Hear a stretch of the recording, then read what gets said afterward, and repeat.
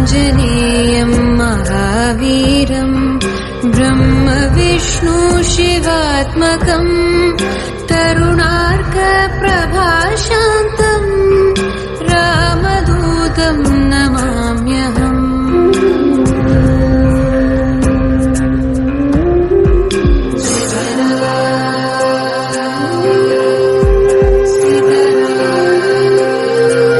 కన్నీళ్లతో తడిచిపోయాయండి.